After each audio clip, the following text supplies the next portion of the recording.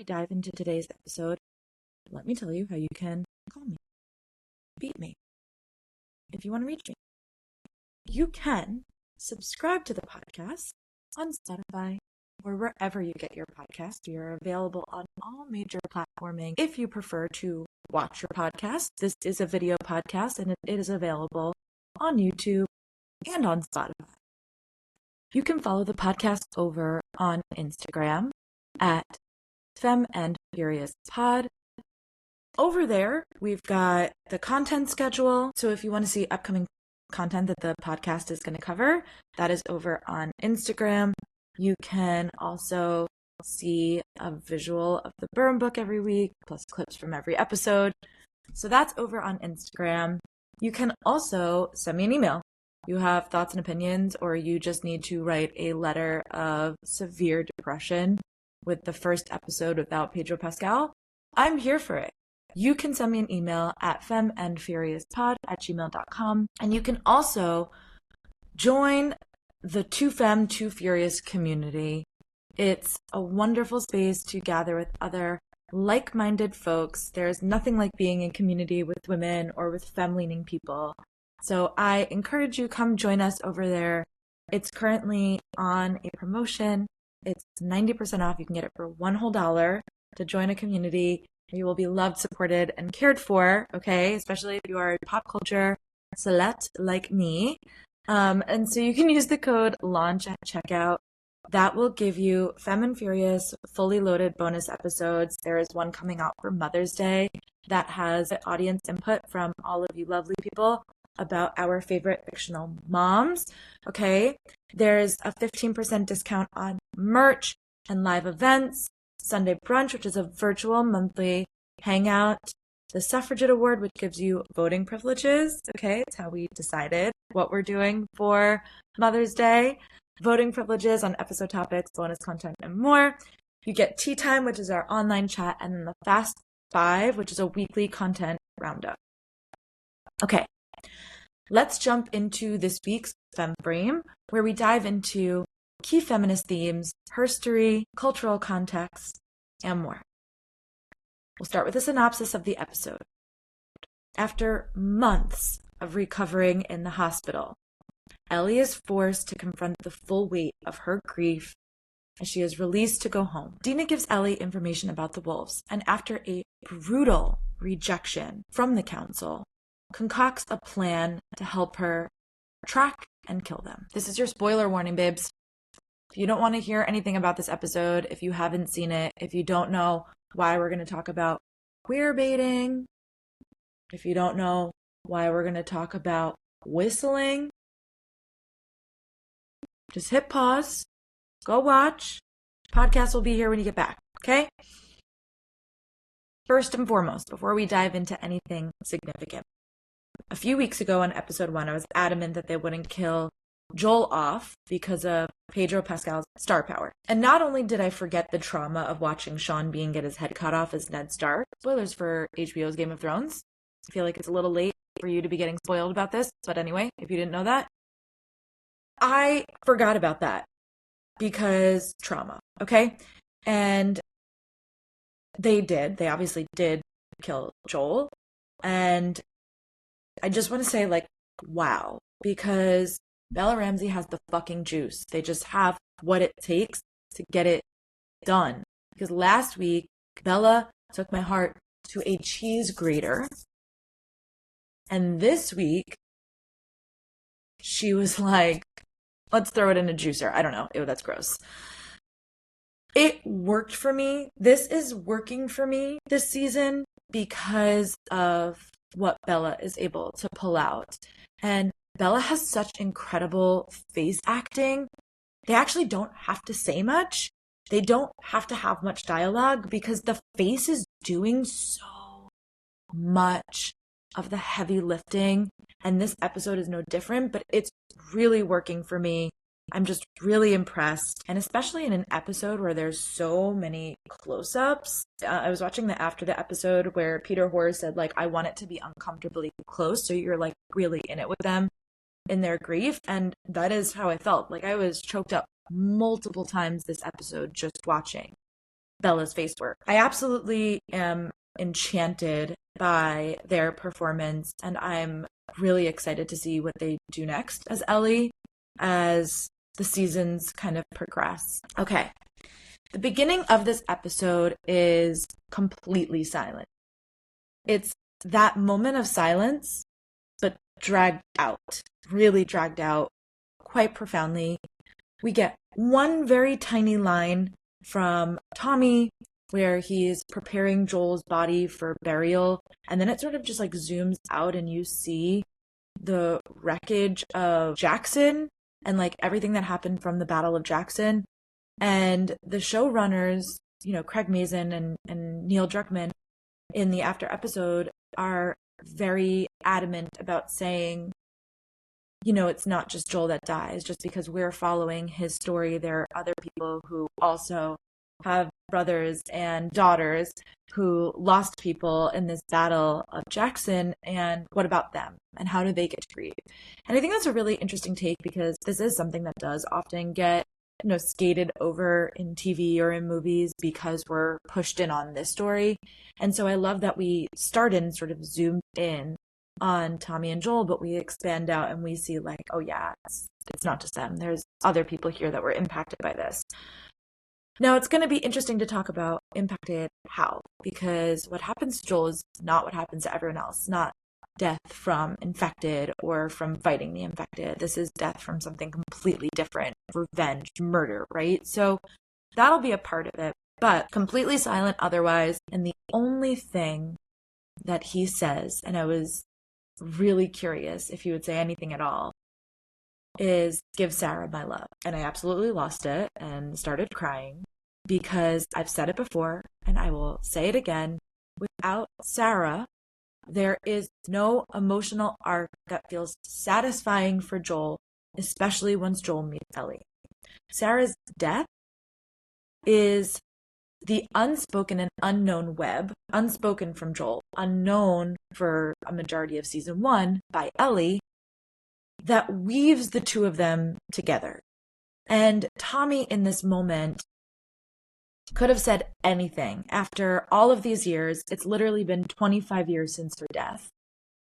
But this hope that we hold on to, that there's something better after life, something connective, that the people that we love are not lost, they're just gone, and that they are existing in another space and time.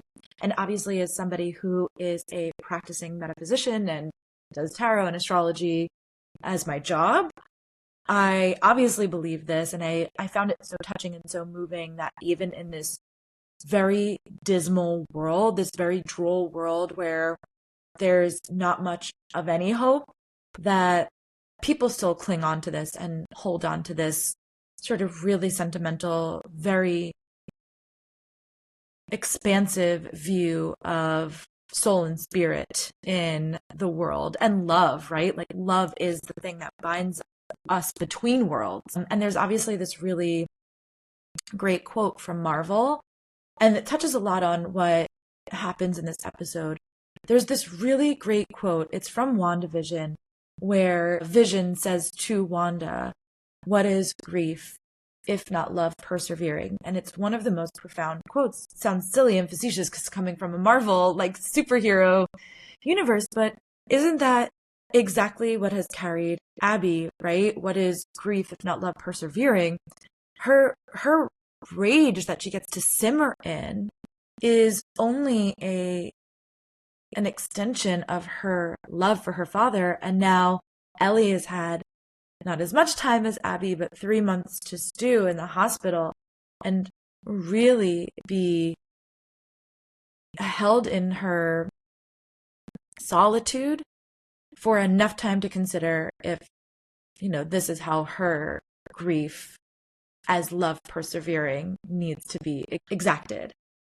So I just think that's really interesting that after 25 years, Tommy says, give Sarah my love, and that this grief, as love persevering that Tommy has for Sarah too, before there was Tommy and Benji and Maria, and before there was Joel and Ellie, there was Tommy and there was Joel And that world expanded just marginally out when Sarah came. But what really rips my heart out right in the beginning of this episode is the start of Ellie's PTSD, which is something that is also existent in the game. And I'm sure it'll be touched on differently and experienced differently throughout the show as things are. But after so much silence, just this heart-wrenching scream of Ellie reliving this moment of Joel's death. And it absolutely cracked me wide open. And then, because the showrunners are sadists, they changed the fucking opening credits. So now it's just Ellie that pops up out of the mushrooms and no Joel. And thus, the cub becomes the lone wolf. Now, in all fairness, a quote from my Bible, a book of Twilight. What a sick, masochistic lion. A direct quote about me, a person who not only willingly watches this TV show, but then does a whole podcast on it, and in fact planned the launch of my podcast around this season of television. And as a sidebar, I was really worried that podcasting about the content that I love and care about would ruin some of my experience of viewing and watching and experiencing it. But I gotta tell you guys, as someone who's never done drugs in my life, I can only describe this feeling of podcasting about something that I love and care about this much as ecstasy. It is purely the joy of my life to be able to do this thing that I actually really love. I love engaging in pop culture this way and thinking about it broadly and expansively, and this has just been the dream of my lifetime. So getting to do this, like watching this episode with a computer on my lap, I was like, is this ruining the experience for me? But actually it's really enhancing it. So like, thank you guys for listening and being a part of this. It's an incredible journey so far, and I'm really enjoying it. All right, let's get back to the cub becoming the lone wolf. In case you missed it, the show is titled The Last of Us. And guess what? Every episode has an ending of some version of us. So let's go all the way back to season 1. Season 1, episode 1 is the end of the us that is Joel and Tommy and Sarah. Episode 2 is the end of the us that is Joel and Tess. Episode 3 is the last of Bill and Frank. Episode 4 is the last of Kathleen and her revolutionaries. Episode 5 is the end of Henry and Sam. Episode 6 is the end of Tommy and Joel being the us, because now Tommy has Maria and Maria is pregnant, and Joel at the end decides to go off with Ellie, and now they are forging their us officially, definitively. So it is the official sort of end of Tommy and Joel being the us, and other people are being invited into it, and them having their own individual us's, and, you know, still being obviously connected, but he's choosing at that point to go off with Ellie. Ellie is the us. So he's just crossed the whole country to make sure that Tommy's alive. He's like, Tommy's alive. Tommy has an us. Tommy's protected by a pack. I don't need to do this for him, and goes off and does us with Ellie. Okay? Episode 7 is the end of Riley and Ellie. Episode 8 is the end of David and his sheep. Episode 9, quite notably, the end of the Fireflies. And then we get to season 2, right? Episode 1 is the end of what I'm going to say Eugene and Gail. It's sort of the calm before the storm. It's like the end of Jackson as we know it, the end of us this way that we know it. Episode 2 is the end of Joel and Ellie. And that brings us to episode 3, where we're getting the last of Tommy and Joel in this first shot. So with that being said, I just want that on the top of our mind, that there is an end of us, the left of us, that is happening in every episode from the beginning, from the origin. So it's important to note and watch, because now Ellie is a lone wolf. So Ellie in this episode is in my opinion, telling us, the viewer, that there is no other us for her, that this is it for her, that the peak, the epitome of usness for Ellie is her and Joel and their fucking daddy-daughter bullshit. And Gail even echoes this when she's talking to Tommy, because she says, if Ellie's on a path, it's not one that Joel's set her on. Now she's talking about the revenge here and whether or not, Tommy is concerned that Ellie is going to make the same mistakes that Joel has made in the past and lashing out because of his grief. And so she kind of echoes this here and she goes, well, that's maybe just who she is. Some people can't be saved, right? Which is so heart-wrenching after knowing that this is quite literally what Joel has just died for saving her, right? She then goes on, though, to say, no, I think they were walking side by side from the very start. And this sort of, again, gives us a callback to the opening credits where we see sort of the Joel mushroom pop up and then the Ellie mushroom pop up. And now this Joel mushroom has shrunk away and there's this empty space. They don't recenter Ellie to be on the path alone. They keep her in the same position, and we feel, even in the opening credits, the weight of the loss of Joel there. There is no recentering. There is no other us. And this is important for us to understand, us the viewer, because not only were they kindred spirits, but as much as Ellie may appear to be forging these new bonds over the course of the episode, or maybe even over the course of the season, the opening credits tell us the truth. That there is this empty space, and that she truly only wishes it to be invested in the us that is her and Joel. So when Dina comes along early in the episode and she brings her peace offering cookies, to me it seemed like Dina, knowingly or unknowingly, is trying to forge an us. She's trying to make Dina and Ellie the us. And it's interesting because in many ways, Dina and Ellie are the balance to each other, where Ellie is impulsive and rash, Dina is calculating and strategic. And Joel and Ellie, we know because Gail just recalled this to us, they are one and the same. They activate each other. They amplify each other.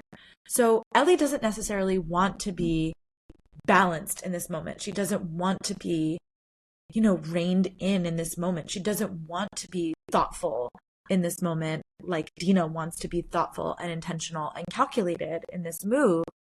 She just wants to run rampant, much like the cordyceps that we know and perhaps love or fear in The Last of Us, and also much like Mother Nature, which is really prominent in a lot of the season 1 work, but we're seeing it again in this episode when we get to Seattle. Like, seriously, shout out to Mother Nature. Talk about true feminism. Mother Nature is a chef's kiss icon. Mother Nature has reclaimed absolutely everything that humanity ever took from her. Every street, every building, every sign that we see in this episode and in a lot of season 1, in Jackson, when you're in this town, you're not seeing it as much. And then you have so many harsh elements in Wyoming that you're not seeing it as much. But every episode pretty much in season 1 and then this shot of Seattle is just overrun with nature and new earth and growth.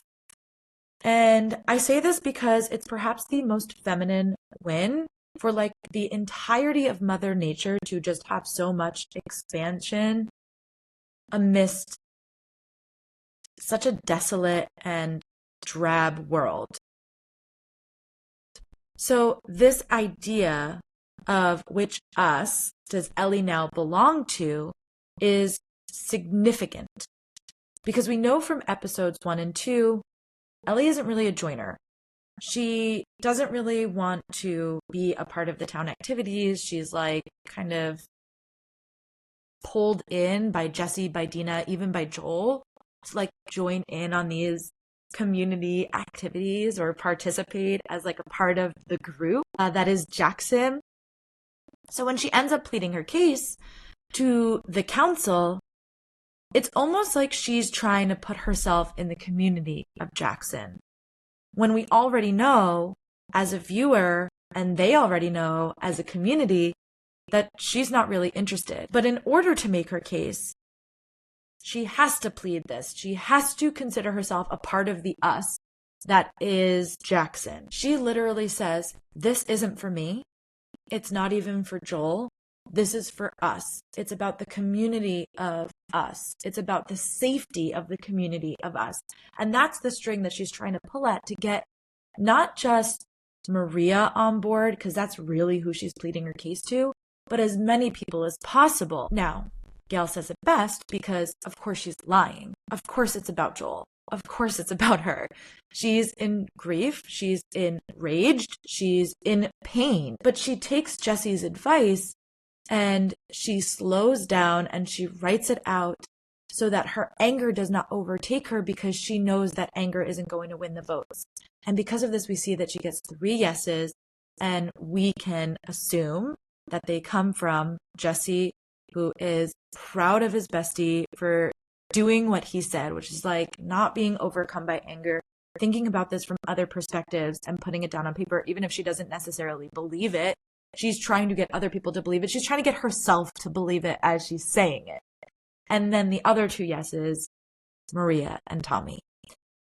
Now, I'm coming back to this moment with Dina and her peace cookies with a very serious question and perhaps some apocalypse math, because I'm very confused about how we have baked goods in a mushroom apocalypse where the mushroom apocalypse was triggered by flour. So are you trying to tell me that they are growing and milling wheat in Jackson, Wyoming? Because I had to take this to Google. I was flabbergasted, like absolutely blown away with the amount, the plethora of cookies that it's not just like, hey, we had like enough for like, 1 or 2 cookies. Like she makes a whole bucket, tub full of cookies. So I asked Google, do they mill wheat in Jackson? Because we've just seen a ton of harsh elements. Like also, couldn't they choose somewhere warmer to have their mushroom apocalypse? Can't they just take the settlement and move somewhere else? Like, why are they in Jackson, Wyoming? I don't understand. Okay. So I did a Google search on this, and here's what Google said. Yes, wheat can be grown in Jackson Hole. While it's not a dominant crop historically due to climate and milling limitations, the National Park Service notes that it can be cultivated. So I understand that maybe they can, but like in the midst of a mushroom apocalypse, are we taking time to grow flour, make flour? Where are we milling it? I mean, I just have so many questions. I have so many thoughts about this because you can't use any of the old flour. So if you have ransacked any of these places, and also like in the midst of an apocalypse where not much new stuff is getting made, we need to be resourceful with what we have, right? So why are we making cookies? I was just blown away. Okay. Not only that, where are they getting sugar, eggs, butter, like all of the ingredients to make not just like a few cookies, again, a tub full of cookies. It was a fuck ton of cookies. I am just concerned because I'm living in America in 2025. I don't know where you're listening to this from, but there is no mushroom apocalypse happening here at present. And I'm not sure that I can afford to make that many cookies in the world that I live in today. And I'm not facing weather challenges or mushroom zombies. So like in the apocalypse, I need the food situation to make sense because the showrunners think through so many other things and this just doesn't make sense to me.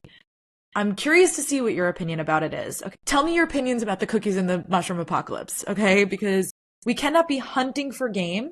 Like we can't be in season 1 nibbling on this little tiny piece of jerky and hunting for game. And then in season 2, we are just willy-nilly making hundreds of cookies. I mean, it wasn't hundreds, but it was like more than a regular batch. It was a lot of cookies. All right.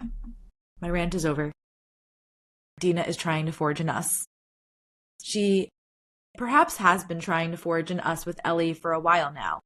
But I don't know if the way to do that with Ellie is by putting herself in the same lifeboat as Ellie, as far as trying to connect with her through grief. So when Dina says, I loved him too, even though there's truth in that, I was very nervous that Ellie may blow up in this moment. And she sort of just absorbs it. And again, Bella Ramsey and their face acting, just brilliant. Takes it and sort of digests that on her face for us to see. And even though she may be able to accept that Dina did love him and is grieving as a fact, there is no room on her lifeboat for Dina's grief. There was only room for Joel. So I think that she accepts that she perhaps is not stranded, not alone, but I do not think that Ellie looks at Dina as someone who can understand the pain and the anger and the absolute despondency that she's in. And even though Dina was also there, Dina was unconscious. She didn't have to watch it. She didn't have to see it. She doesn't have to relive that moment in her mind over and over again. In the game, Dina and Joel don't have a relationship, or at least not one that they have like they do in the show. So Dina and Ellie do go off together to hunt the wolves and to hunt Abby, but Dina in the game doesn't have a personal stake other than her interest and care and loyalty for Ellie. And I think even in the game, she says, where you go, I go. So it's not about her relationship to Joel and her desire to take that further. It's actually her desire to just be a ride or die for Ellie. And we love that. We love a best friend who's a ride or die. So let's talk about the sexual tension, okay, between Ellie and Dina. Because I've read a lot of romance novels, and you know who else clearly does? Craig Mazin, the writer of this episode, and one of the showrunners. They have one horse. They have one bed. And Ellie is the queen of a friends to lovers plotline. And of course, you can't forget the slow burn here. In the game, Ellie and Dina are already on. They are basically, at this point, already a couple, a thing. They're doing their thing. But the show is sort of doing a will they, won't they approach. And honestly, they threw in a lot of queer baiting this episode from Dina to Ellie.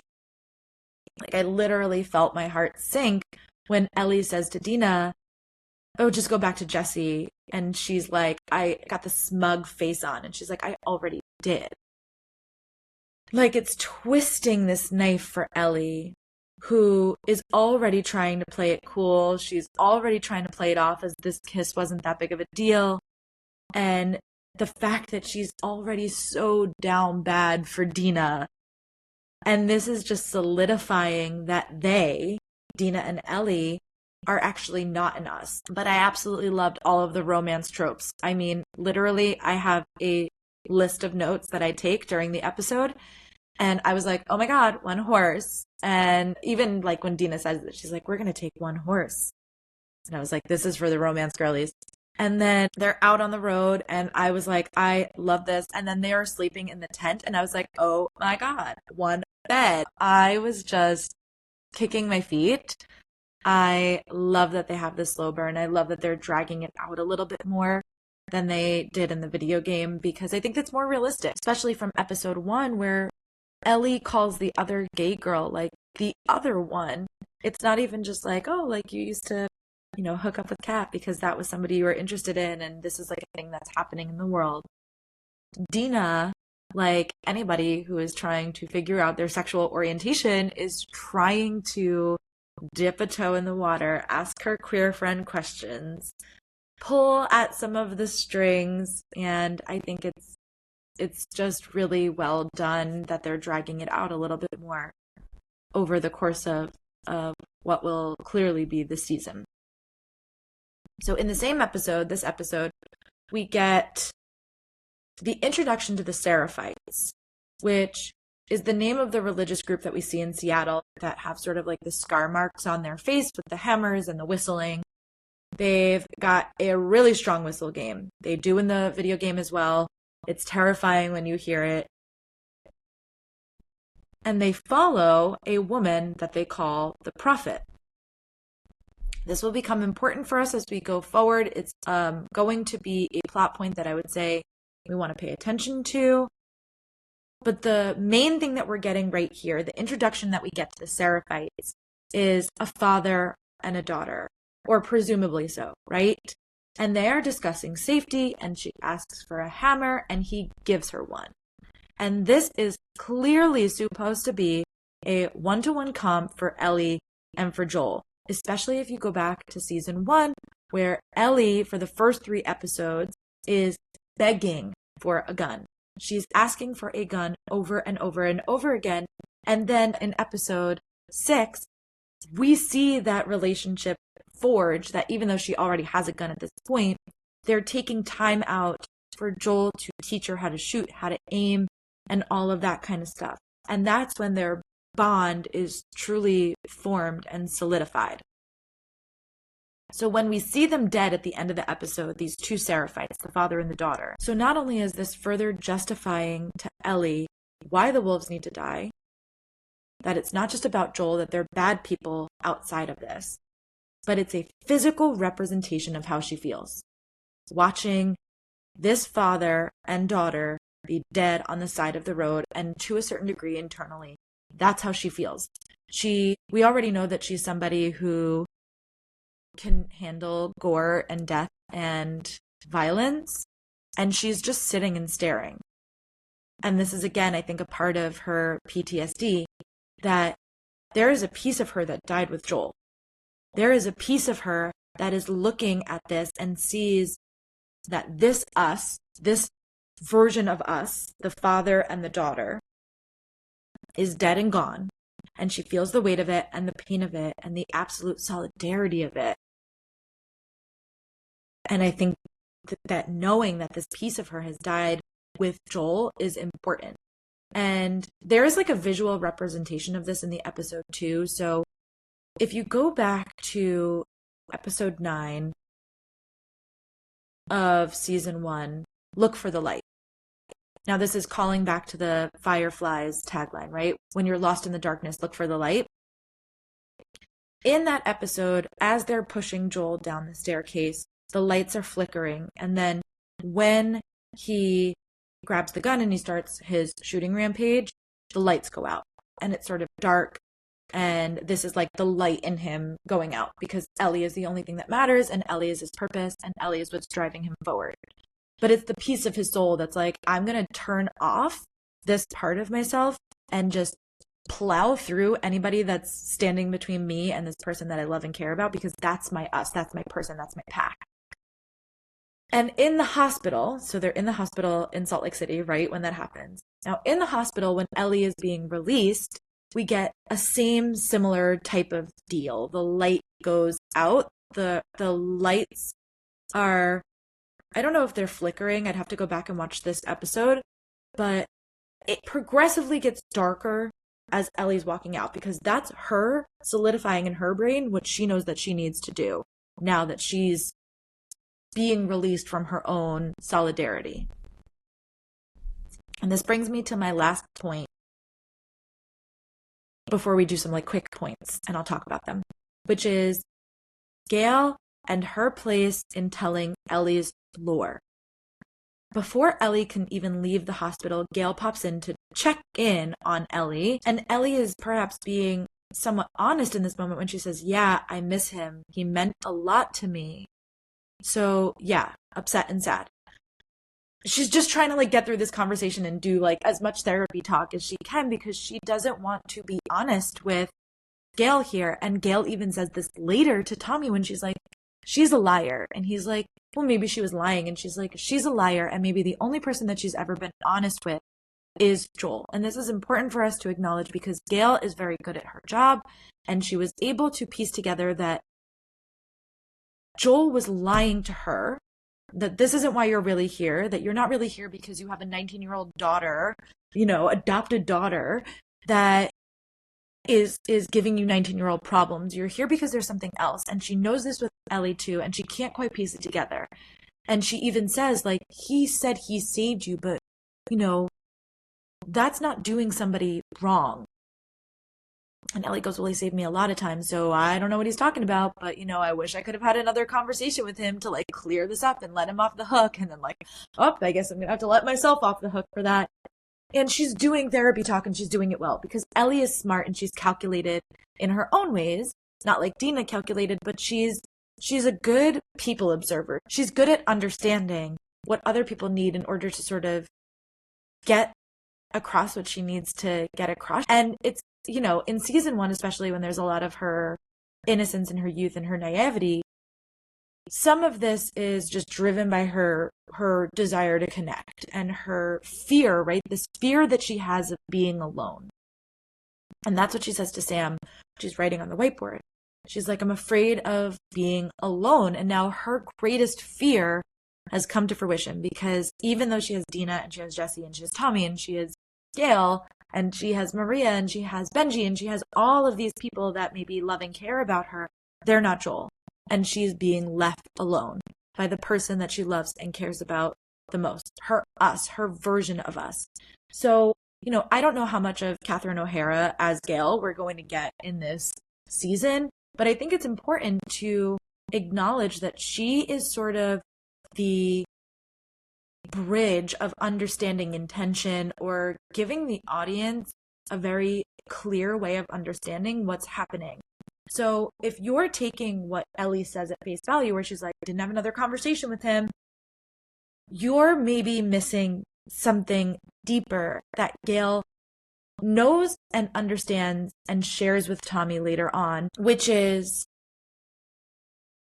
they have had a conversation. They have reconciled to a certain degree. We don't know what that is, but we do know that it's happened because, before Joel's death, the guitar is back in her room. How did it get there if he was strumming it the night before? We know that she has this sort of outburst conversation with Jesse where she's like, he's still him, I'm still me, and we're still us. And nothing's ever going to change that. So everyone can stop talking about us or worrying about us and bothering us essentially because we are an us and we are going to figure it out because it's a we, it's an us. It's not a you need to come in and tell us how to do it. We are us. We know how to do it. So I think this is really interesting because obviously she can't be honest with Gail. She can't say, I'm immune and he killed a whole bunch of people to get me out of a situation where I was going to be killed to create this immunity for other people or this vaccine or this hope for humanity. Which, by the way, we don't even know if that's true. We do not know if killing Ellie would have actually provided a vaccine, and it would have been nice if they would have maybe done some like other medical testing, I don't know. Anyway, did it have to be that we had to like kill her and then like to cut her brain open for this to be the thing that is giving us the vaccine? I don't know. I'm just saying, like, couldn't we have run some maybe like mild tests before we went through this? Anyway,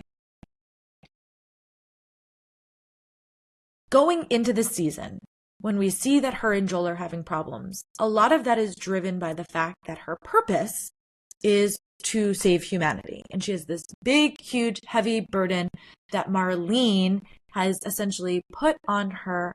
And we know that her moral compass is pointing to a place with all of her survivor's guilt from season 1, where she's watched Riley die, she's watched Tess die, she's watched Sam die from this infected, these people that she's forged bonds with, the people that she cares about. And she's got survivor's guilt. And so this purpose that sits on her shoulders, which is like, you could save these people. Maybe you can't save them. They're already lost. They're already gone. But you can save other people. You can help other people never have to worry about this or face this again. And that's an incredible purpose, but quite a heavy one for somebody who's 14. And Joel makes that decision for her, right? He doesn't even let that be a choice or a decision. And by the way, neither do the Fireflies. I always want to point that out, that she was not given a choice by anybody. She was not given a choice by the Fireflies. She was not given a choice by Joel. But with the choice being taken out of her hands, her purpose is sort of diminished. And I think that a part of her petulance in episode 1 is like she's been walking around aimless because this thing that she was supposed to do has been taken away from her. And now that she has been in the hospital for 3 months and she's having this conversation with Gail, I think we are discovering that she's recognizing that her purpose has changed, that her purpose was Joel. And we already know, because Joel plowed down 19 people at the end of season 1, that his purpose is Ellie. Ellie brought him back online. Ellie has given him direction, purpose, intention. And for him to have this purpose is why he's willing to die for it in episode 2. And now Ellie has had months of grief sitting and stewing within her, where I think she can recognize, well, my purpose was to do this thing. But if that was taken away from me, the only other purpose that I had that was meaningful to me, that was connective to me, was being Joel's daughter. And now that's being taken away from me too. This person that was my purpose, that was my world, essentially. So I just think that this is such an interesting conversation between Gail and between Ellie, because I think it pulls at a lot of that in the subtext. Obviously, it's not saying that. She's not saying Joel was my purpose, but she's saying, like, yeah, he was important to me. And then after this conversation with her, like, the lights go out. Like, she doesn't have to pretend anymore to be fine, to be okay. She just gets to be in her grief. And then we get to see what the grief and the anger of her grief turns into, over the course of the rest of the season. All right. That's the main points of our Femme Frame today. But I'm going to read you my hot take bullet points from this episode, because this is my internal dialogue as I am typing my notes feverishly while I'm watching the episode. And I just thought they were funny, and they were other points that didn't really fit into what I wanted to talk about in the Femme Frame, but that there's stuff that I do want to talk about and touch on. So we'll just do them quick, like hot takes, and, maybe I'll go a little bit deeper into some of them. So first and foremost, the episode title, The Path. If the motto and the tagline of this season is every path has a price, I think this is really interesting, because this is setting us up for the path that Ellie is taking. And because every path has a price, okay, we should be concerned about what the price is that she is going to pay because she is taking this path. She's making a choice. The town says no, and she says to the town, because she's a liar, and Gail tells us this, I will accept whatever the council decides. But that's not true, and so she goes off on her own. And so what is the price that Ellie is going to pay by forging this path ahead? Okay, that's my first point. In my bullet point notes, I have a note from when Jesse was hammering the wood into the ground as they're rebuilding Jackson. I was like, okay, Jesse, with your sexy little man arms. Like, we love a visual representation of manslut in any TV show, in any book, in any fictional world. But like Jesse hammering away, I was like, am I drooling? It was great. I loved it. I also love this part where you think that Ellie's going to go and take the watch, this infamous watch that Joel wears from the very beginning, but instead she like immediately rips it back and takes his gun. And to me, this was so symbolic. The watch that Joel has had since Sarah's given it back to him, his time is up, his time is out. And instead of her taking that for sentimental reasons, which is what I thought she was going to do, makes much more sense for Ellie's character. I am much more sentimental than Ellie is. That she would then take the gun because Joel was her protector, and now she is stepping into his role and, keeping that piece of him that was her protector close by. Then we get the way that Ellie says when she's talking to Dina. This sent chills through my body. This was absolutely chilling, the way that she says Abby. And I think it's important to note, Abby's not in this episode, and I don't know how much of her we're going to get in the rest of the season, because she is only listed, Caitlin Deaver is only listed as a guest star. So we know that we'll see Abby again, just by the way that she says it, but I think it's important to once again draw connection between Ellie and Abby in this moment. When Abby was 19, Joel killed her father to save Ellie. When Ellie is 19, Abby kills Joel to avenge her father. So, where the cub has now become the lone wolf in perhaps both of those scenarios because their father figure is lost, the grief, the weight, the anger, the absolute despondency that Abby has been living with and stewing in is exactly the same pain that she's just caused, which is why it's such a rich story that now, for somebody that we are potentially endeared to in Abby, at least a little bit maybe, because we can understand she's lost her father and like Joel plowed through all of these people. And, Troy Baker in an interview has this great sort of speech monologue about how there is no karmic retribution in this world, that there is no justice, there is no balance. And I'm paraphrasing what he says, but really interesting, right? Because this world that doesn't have any karmic retribution, they are creating it on their own. And like people are dying and being killed all the time in the zombie apocalypse. And yet this one thing that has happened, Abby also says it. She's like, there are just some things that we can agree are wrong.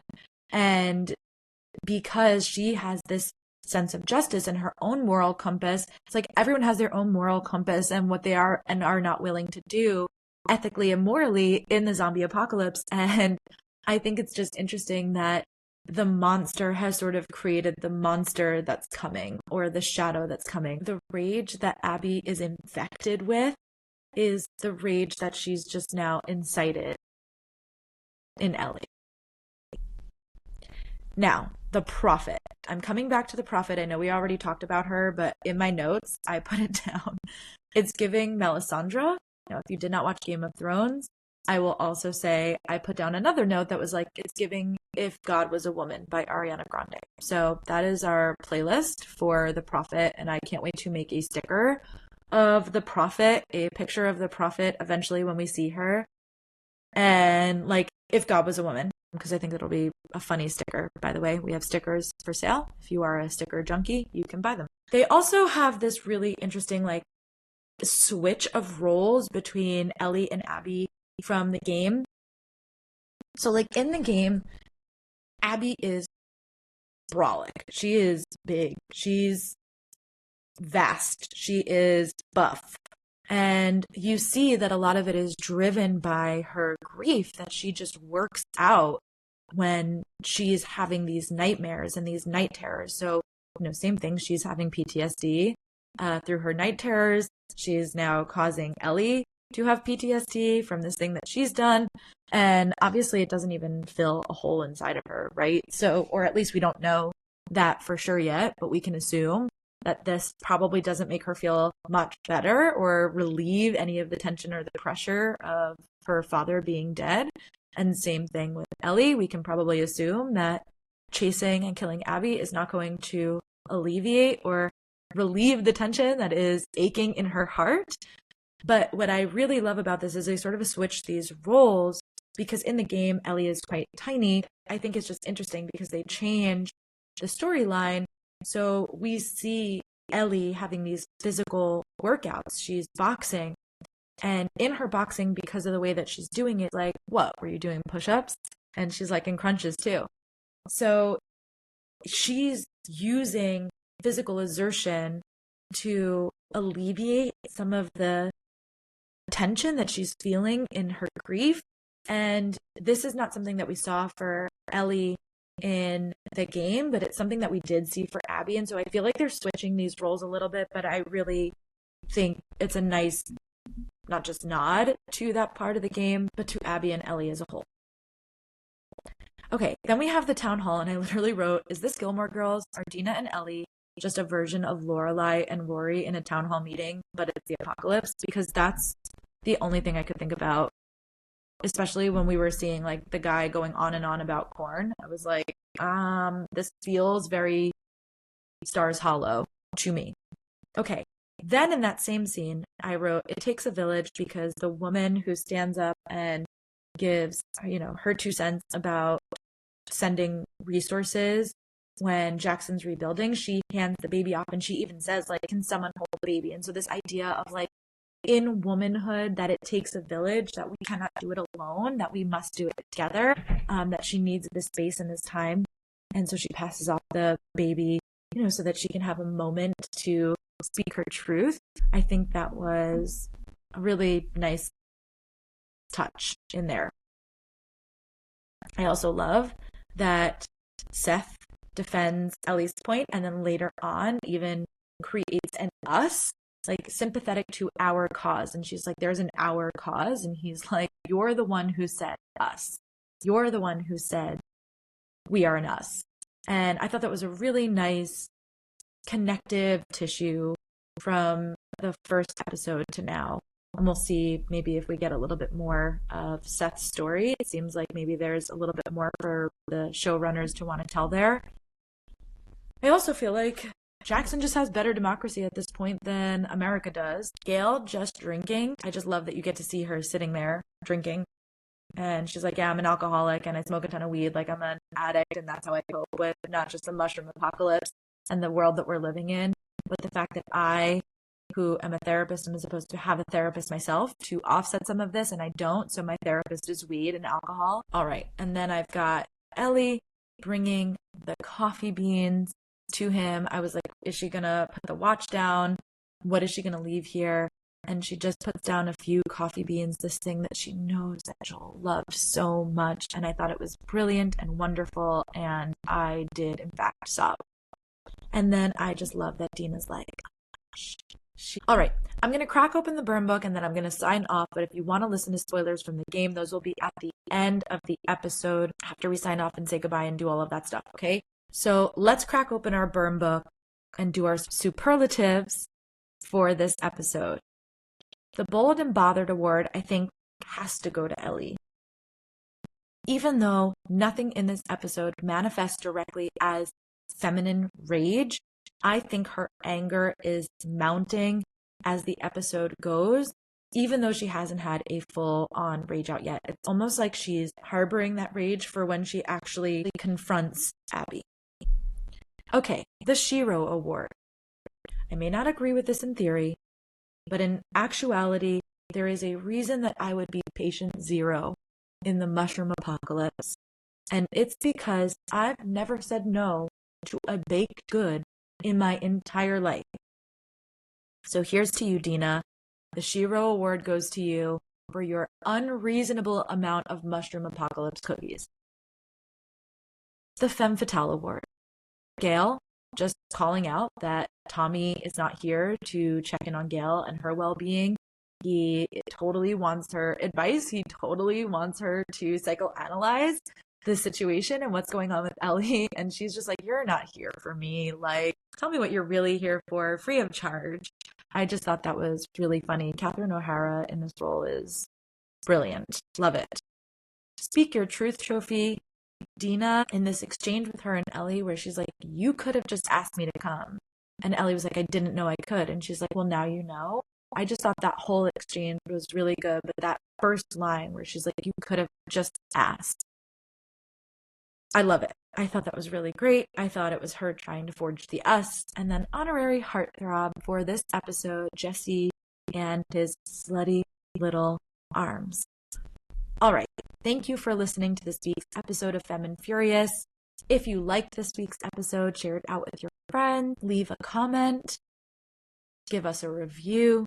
It's all really helpful. I'll be back on Thursday discussing Great Big Beautiful Life by Emily Henry, a book that I really loved and cannot wait to talk about with you guys. And then we'll be back here again, obviously, next Monday with the second half of the season. We're almost through it. I'm like so sad to be like halfway through. It's episode 3, episode 4. So we'll be back on Monday with episode 4 of The Last of Us. If you're staying to listen to the game spoilers, that will be in just a few seconds. If not, I will see you on Thursday or see you back here next Monday. And until then, Give Sarah my love. All right, if you're still here, you've either played the game or you don't care that you're about to be spoiled. So let's talk about Dina, because in the game, she is pregnant. Okay, if you've ever seen that YouTube video, it's like one of my favorite YouTube videos. Anyway, Dina is pregnant, and she's pregnant with Jesse's baby. And we only discover this like as she's on the road with Ellie. So in the game, Ellie and Dina set off like the day after or like 2 days after Joel dies. There's not as big of a stretches of time as there is in the show. And I think that they did that to create more tension for Ellie internally. So we see, I think, the start of that in this episode when she throws up at the end when she sees the two dead Seraphites.